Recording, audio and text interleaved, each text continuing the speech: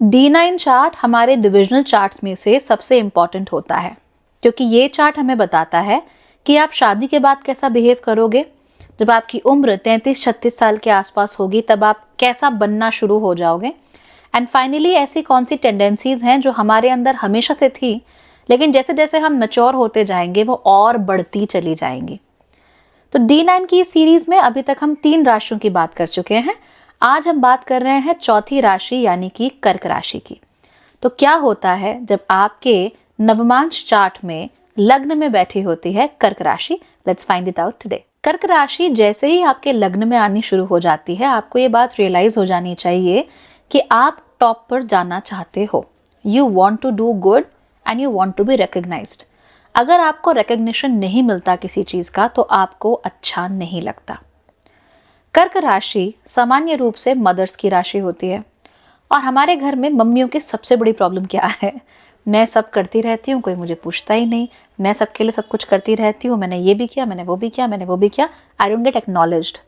So you must understand that if you are cancer in D9 तो आपको acknowledgement चाहिए ही चाहिए, आपको रिकग्निशन चाहिए ही चाहिए। उसके बिना आपका नहीं चलता। तो अब ज़रूरी नहीं है कि आपको बहुत बड़ा सेलिब्रिटी बन जाना है, but you need to know that people are seeing, लोग देख रहे हैं कि आप क्या कर रहे हो, और उसके साथ साथ ही वो आपको मान भी रहे हैं। तो अगर मान लीजिए आपने भाई बहनों की पढ़ाई के लिए अपनी पढ़ाई छोड़ दी, उसके बाद उन्हें पढ़ाया, उनकी शादियां करवाई, और आज आप घर में हो लेकिन एक मेट्रियार्क या पेट्रियार्क की तरह जीते हो कि हर कोई आपको आपके आके पूछता है, आपकी चलती है ना, आप ही घर के बड़े हो। तो आप चाहते हो कि एक्नॉलेजमेंट हो इस बात का। घर में बहू आए अगर तो उसको मालूम हो कि जो कहेंगे बड़े भैया या बड़ी दीदी कहती हैं, राइट? तो they can't come and they can't say कि वो आपने किया ही क्या है। और राइट, ये नहीं हो सकता, सॉरी। क्योंकि अगर आपके साथ ये होने लग गया, अगर किसी ने आपसे कहा कि तुमने किया ही क्या है, आपके लिए उससे बड़ा लांछन हो ही नहीं सकता, क्योंकि आप सबके लिए सब कुछ करते हो, आप कभी कोई कमी नहीं रहने देते। Whoever is a part of your inner circle, चाहे कोई जिम्मेदारी के भाव से, चाहे कोई प्रेम के भाव से, कैसे भी अगर आपके इनर सर्कल में है, उस व्यक्ति के नरिशमेंट में आप कभी कोई कमी नहीं छोड़ते। आपके थ्रू ऐसे व्यक्तियों के जीवन में कोई समस्या नहीं आती, और आप सबको इक्वालिटी के भाव से देखते हो। और वो इक्वालिटी क्या है कि तुम मेरे अपने हो, तो आप अपनों के लिए सब करते हो और किसी को पीछे नहीं छोड़ते। तो ऐसे में कोई भी व्यक्ति आकर आपसे ये कह दे कि तुमने किया ही क्या है, या तुमने आज तक what did you do for me, ये तो हर माँ बाप करते हैं अपने बच्चे के लिए, तो हर भाई बहन करते हैं, इससे बुरा आपके लिए कुछ नहीं हो सकता। अब कुछ ऐसे होते हैं जो क्या करते हैं, वो दिल में बैठा लेते हैं, डिप्रेशन में चले जाते हैं।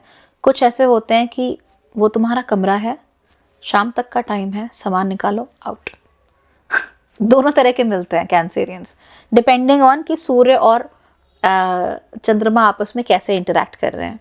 अगर सूर्य और चंद्रमा आपस में ही साथ में बैठे हुए हैं, इन दैट केस ये जो व्यक्ति है ये डिप्रेशन वाला ज़्यादा होगा, इसको दुख लग जाएगा।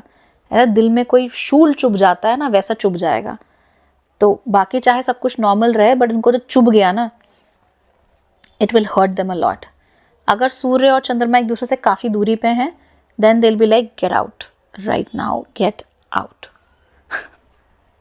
तो ये आपको ज़रूर देखने को मिलेगा ऐसे लोगों में, ठीक है? सो ऑलवेज रिमेंबर कि कभी भी कैंसर जो D9 है उसको भूल के भी ये मत कह दो कि तुमने किया ही क्या है, बिकॉज ये लोग ना करें ऐसा हो ही नहीं सकता। They will always keep on fulfilling that duties. इन्हें पर्सनली रिस्पॉन्सिबल फील होता है अपने आसपास के लोगों के लिए।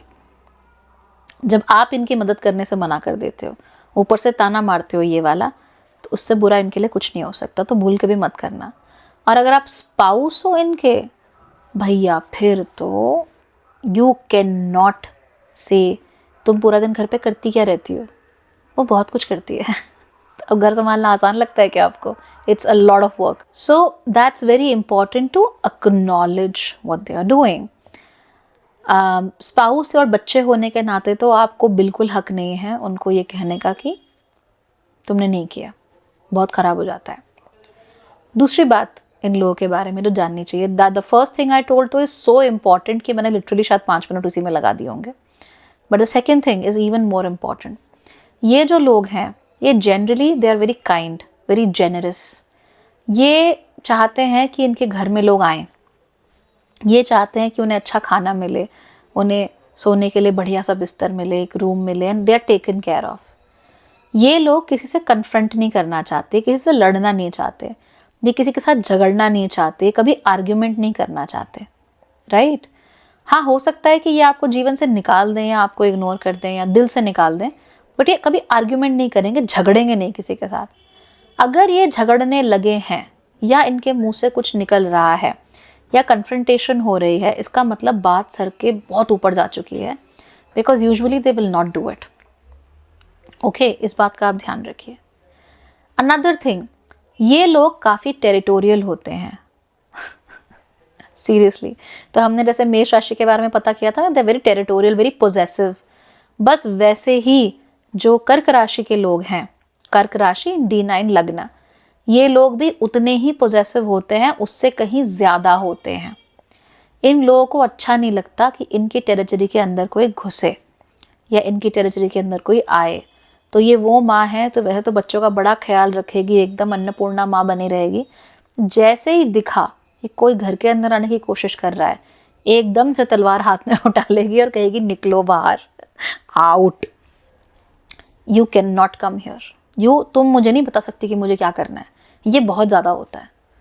तो अगर इस राशि या लग्न की कोई मदर है या फादर हैं, आप इनको बोल ही नहीं सकते कि ऐसा भी हो सकता है, because they are like who are you to tell me I am sorry, who are you, तुम क्यों बता रहे हो मुझे अपने बच्चों को कैसे ट्रीट करना है, तुम क्यों बता रहे हो कि मुझे कैसे करना चाहिए, तुम क्यों बोल रहे हो कि ये सही है वो गलत है, मैं डिसाइड करूंगा या मैं डिसाइड करूंगी। क्योंकि उनके लिए वो टेरिटरी हो जाती है, राइट? तो वो टेरिटरी है, अब इस टेरिटरी में कुछ गलत नहीं हो सकता, और इस टेरिटरी के मालिक और राजा रानी जो भी हैं यही हैं। You can not come inside this territory, so that's very crucial. ये जो लोग होते हैं ये काफ़ी सेंशुअस होते हैं। तो अगर आप इनके साथ रिलेशनशिप में हो तो जो फिजिकल एलिमेंट है रिलेशनशिप का और जो इमोशनल एलिमेंट है, आप उसमें से किसी भी एक को आप डिप्राइव नहीं कर सकते। तो ठीक जैसे हम मेष राशि को डिप्राइव नहीं कर सकते अटेंशन से और सारा अपना प्यार उन्हें देके, ठीक वैसे ही कर्क राशि को भी हम डिप्राइव नहीं कर सकते।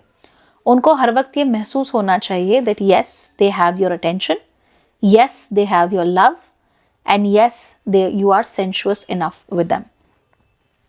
अगर इनको हल्का सा भी महसूस हो कि इनके रिश्ते में एक सेंशुअलिटी की कमी हो रही है, फिजिकल अफेक्शन की कमी हो रही है, तो इनको अच्छा नहीं लगता।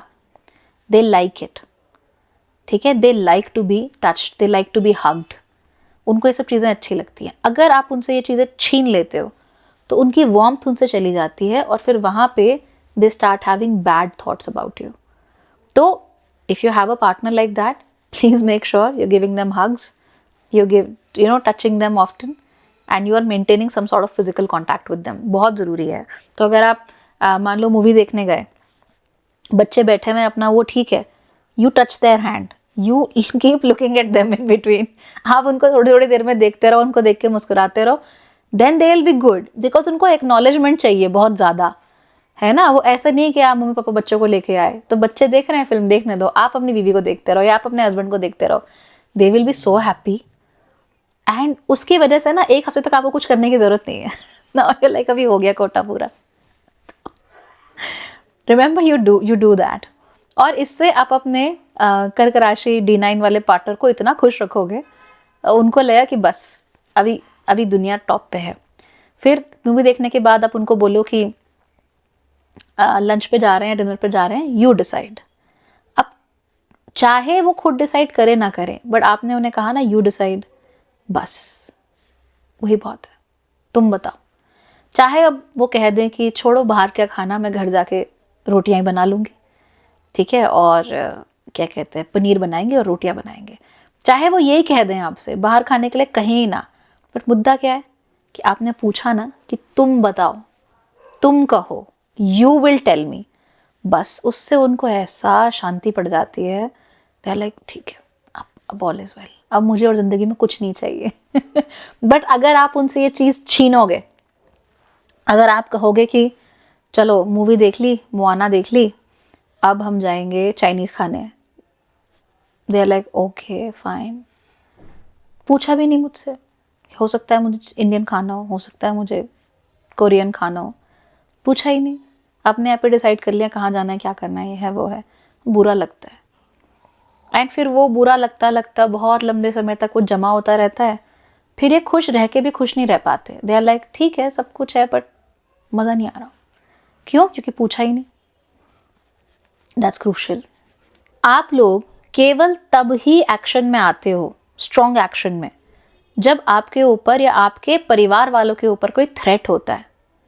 जब तक आपको कोई चैलेंज नहीं करता तब तक आप लोग बहुत लेड बैक होते हो।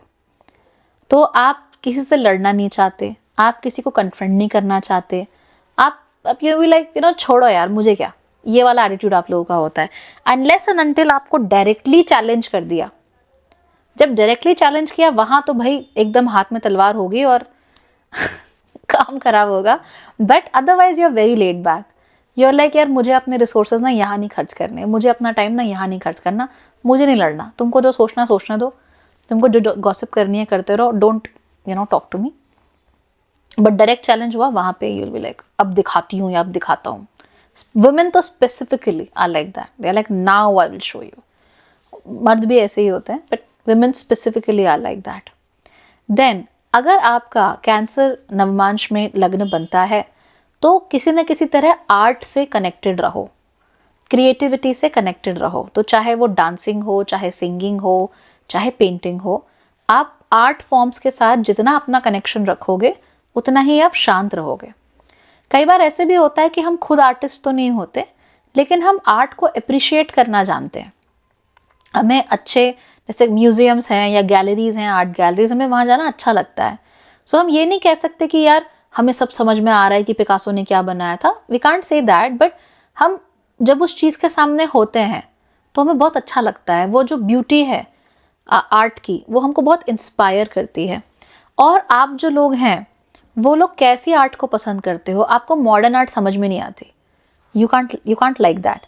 आपको अच्छा लगता है थोड़ा रेनेसां टाइप का आर्ट, आपको अच्छा लगता है पुराने रोमन और Greek statues with great detailing of the human form, you like that. यहाँ तक कि अगर आप भगवान की भी मूर्ति या फोटो घर में ला रहे हो, उसमें भी ब्यूटी चाहिए, उसमें भी सिमेट्री चाहिए, उसमें भी एक सेंस ऑफ खूबसूरती आपको चाहिए, सुंदरता चाहिए, फॉर्म अच्छी होनी चाहिए, ये ज़रूर आपके लिए है। तो मान लो जैसे गणेश जी हैं, अगर हम गणेश जी को कई बार क्या करते हैं, ओम की तरह रिप्रेजेंट करते हैं ना, आपको उससे कोई प्रॉब्लम नहीं है, that's creative, you like that. But अगर गणेश जी की एक प्रॉपर मूर्ति बनी हो, उनकी सूंड अच्छे से बनी हो, उनका जो पहनावा है वो बहुत अच्छा सा हो, खूब अच्छा सा मुकुट पहनावा हो, यू लव इट, है ना। तो जो क्लासिकल एक्सप्रेशन होता है आर्ट का आपको अच्छा लगता है। क्लासिकल म्यूजिक, चाहे आपको ना समझ में आता हो कौन सा राग है क्या है, कुछ नहीं आ रहा आपको, बट फिर भी उसको सुनना आपको बॉलीवुड सुनने से ज़्यादा अच्छा लगेगा। It will just make sense to you, आपको अच्छा लगेगा वो सुनना। तो ये आपके साथ बहुत होता है, इसलिए अपने आप को कहीं ना कहीं आर्ट में इन्वॉल्व रखो। अगर आप खुद ही पेंटिंग कर सकते हो या कोई भी और तरह की आर्ट, क्रोशेइंग ही हो चाहे, अगर आप खुद ही कर सकते हो बहुत अच्छा। अगर आप खुद नहीं कर सकते तो कम से कम इन चीज़ों को लेकर appreciation like music and other things, ये आपके लिए बहुत अच्छा रहता है और आपके लिए एक तरह का आउटलेट बनता है फॉर योर ओन इमोशंस। वजह यह है कि आपके अंदर इमोशनल एनर्जीज बहुत ज़्यादा होती हैं, you are extremely emotionally sensitive people. और सेंसिटिविटी कैसे होती है कि आपके आसपास जो भी आए आप उसको भांप जाते हो कि इसके दिमाग में क्या चल रहा है। कैसे भांप जाते हो? Because you are emotionally sensitive. Sensitive होने का मतलब ये नहीं किसी ने आपसे कुछ बोल दिया और आप रोने लगे, नहीं। सेंसिटिविटी का मतलब ये है कि you can read the room. आप किसी इंसान का चेहरा देखकर, उसके हाव भाव देखकर आप बहुत पता कर लेते हो। खास तौर पे अगर ये लोग आपके करीबी हों तो फिर तो आप you are like a Superman, you have the super power of just detecting their moods. बच्चे घर आए, वो दिखाने की कोशिश कर रहे हैं कि सब ठीक है, लेकिन आप देख के पहचान जाओगे कि ठीक नहीं है। तो आपके अंदर ये नेचुरल होता है इमोशनल सेंसिटिविटी। तो इमोशनल एनर्जी इतनी ज़्यादा होती है, तो उसकी वजह से कई बार हम वी सॉर्ट ऑफ बिकम हम बहुत ज़्यादा इमोशनली अपने आप को एक्सप्रेस करने लगते हैं। खुश होंगे तो बहुत ज़्यादा खुश हो जाएंगे, रोएंगे तो बहुत ज़्यादा रोएंगे, एक्स्ट्रा हो जाता है। इसीलिए इसको थोड़ा सा कर्ब करने की, थोड़ा टोन डाउन करने की ज़रूरत होती है। और ये जो टोनिंग डाउन है, ये आपकी बहुत अच्छे से आर्ट्स के थ्रू हो सकती है। तो आर्ट्स में आप जिस हद तक जितना भी इन्वॉल्व हो सकते हैं ज़रूर होइए, और फिर देखिए आपकी ज़िंदगी बहुत ही अच्छी चलेगी and everything will come back in balance, because balance is very important for you, right. जहाँ बैलेंस बिगड़ गया चीज़ का, जहाँ हर चीज़ की अति हो गई, चाहे खुशियाँ ही क्यों ना हो, यू आर सुपर एक्साइटेड, वो भी गया, and you are super depressed, वो भी गया। बीच में रहो, समभाव रखो, that's very crucial for you. Okay, चलो फिर अगली वीडियो में बात करते हैं लियो राशि की, और आप लोग इस पर काम करना शुरू कर दो। Alright, bye bye, take care.